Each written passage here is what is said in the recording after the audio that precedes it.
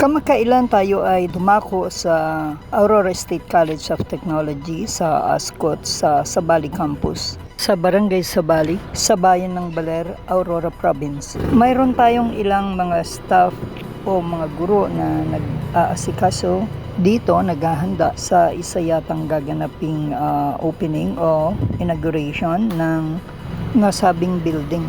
So tayo ay na-curious at lumapit tayo at tinanong natin kung patungkol saan at para saan itong building na ito. Ayon sa kanila ay Child Minding Center daw ang tawag dito. Sangayon sa ilang staff na ating nakausap na teacher doon ay kay Ma'am Milan, ito ay para sa pagpahingahan ng mga bata, mga anak ng mga staff ng Aurora State College of Technology o mga anak ng mga teacher o professors upang makapag-relax, makapag-aral ang mga bata. May titingin din sa kanila para magturo dito sa center na ito habang ang kanilang mga guro o ang kanilang mga magulang ay nagtuturo o may tinatrabaho sa nasabing pamantasan. Tayo ay pinayagang pumasok doon at malamig, maaliwalas, malinis at marami silang mga laruan na inaayos at may mga lamesa, upuan para makapag-aral ang bata na maayos. Mayroon ding mga books o aklat, mga pang-activity ng mga bata para meron silang gagawin, kukulayan o ano pa man gagawin nila. Maraming balloons dahil silang araw ay magdadaos ng inauguration o pagbubukas o pagpapasinaya, launching nitong building na ito. At meron silang darating na bisita na Michelle Ong. Bagamat ito ay nung nakalipas pa, ito ay natapos na.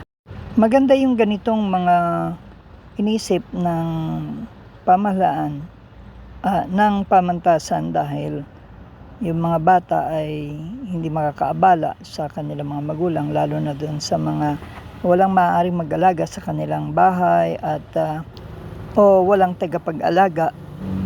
Dito ay matutulungan sila ng mga guro o staff ng Child Minding Center para alagaan ang kanilang mga anak na natututo pa at payapa sila at relax at ligtas sa mga bata.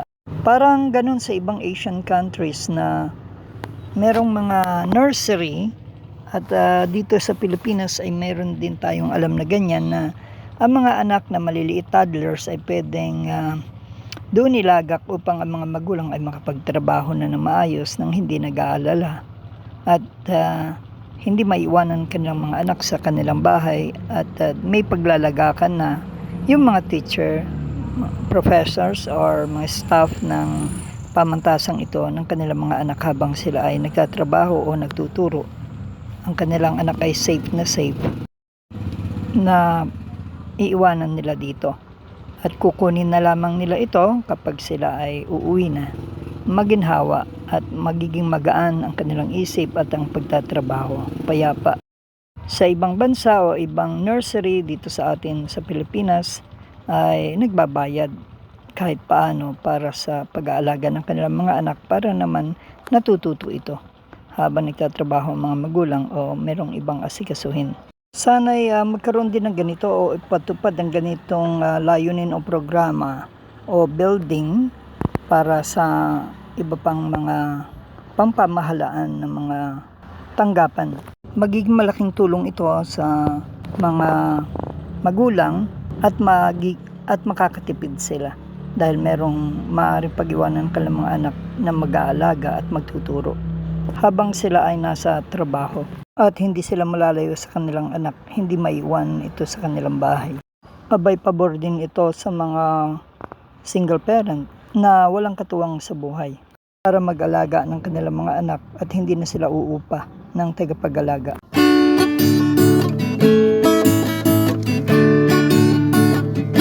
I'd like to build the world a home and furnish it with love. Grow apple trees and honey bees and snow white turtle doves. I'd like to teach the world to sing in perfect harmony. I'd like to hold it in my arms and keep me company. I'd like to see the world for once standing hand in hand, and hear them echo through the hills for peace throughout the land. That's its song I hear. Let the world sing today, a song of peace that echoes on and never goes away. I'd like to build the world a home and furnish it with love. Grow apple trees and honeybees and snow white turtle doves.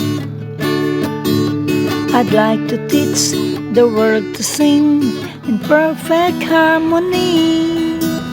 I'd like to hold it in my arms and keep me company.